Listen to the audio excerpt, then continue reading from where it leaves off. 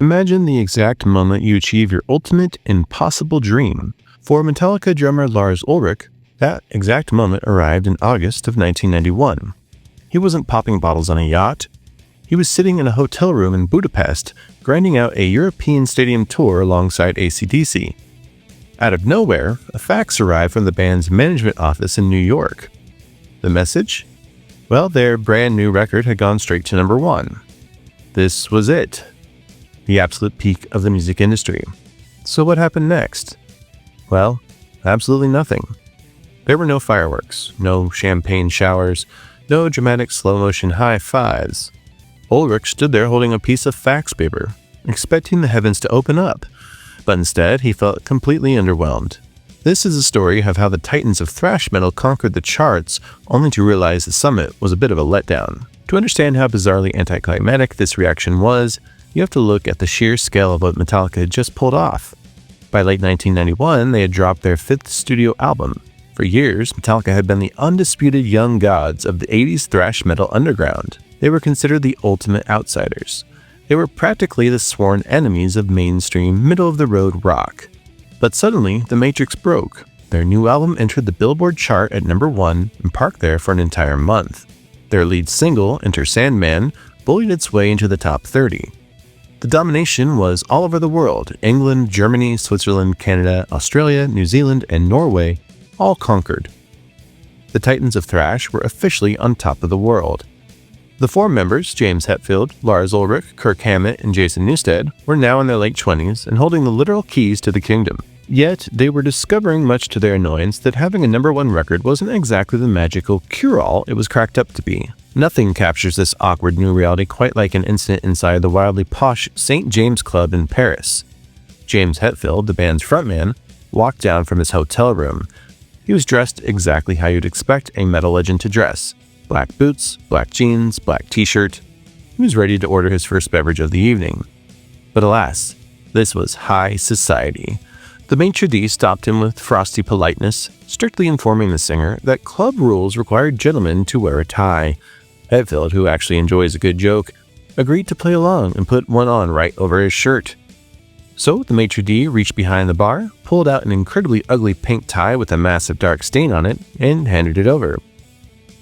Hetfield put the stained monstrosity on, got his drink, and sat down. But the awkwardness had only just begun. An elderly, balding American businessman in an expensive suit marched right up to Hetfield's table. He looked down at the rock star with icy disdain, interrupted him, and basically called him a giant toddler. "I know you don't normally associate with people that do this," the man sneered, "but you're just like a child." Hetfield somehow kept his cool until the guy walked away, but then his eyes narrowed into hard, angry slits.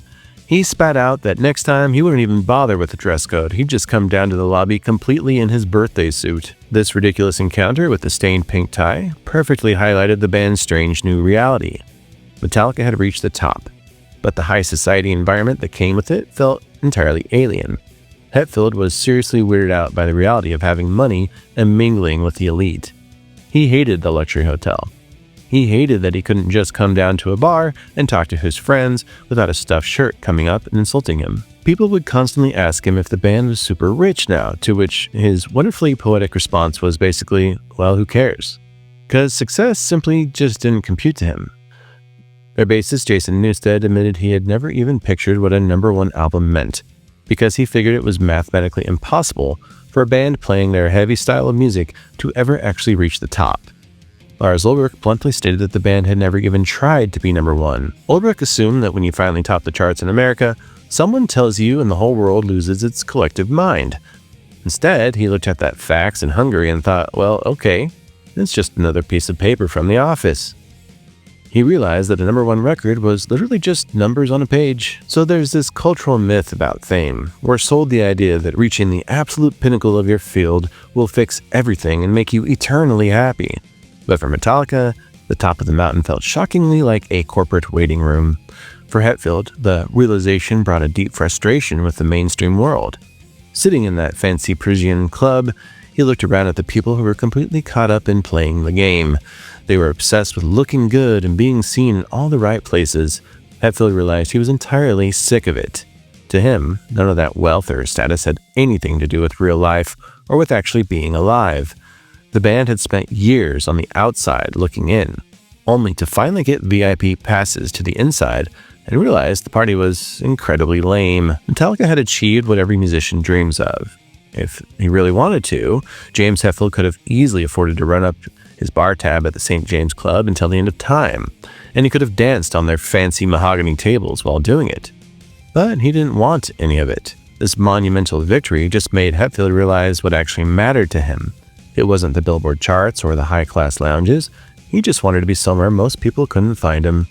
He wanted to go out into the wilderness with good friends and camp, hang out, and completely escape the noise. Metallica conquered the charts, but that ugly pink tie proved one undeniable truth. You can take a heavy metal band to the absolute top of the mainstream, but you can never force them to comfortably play the high society game.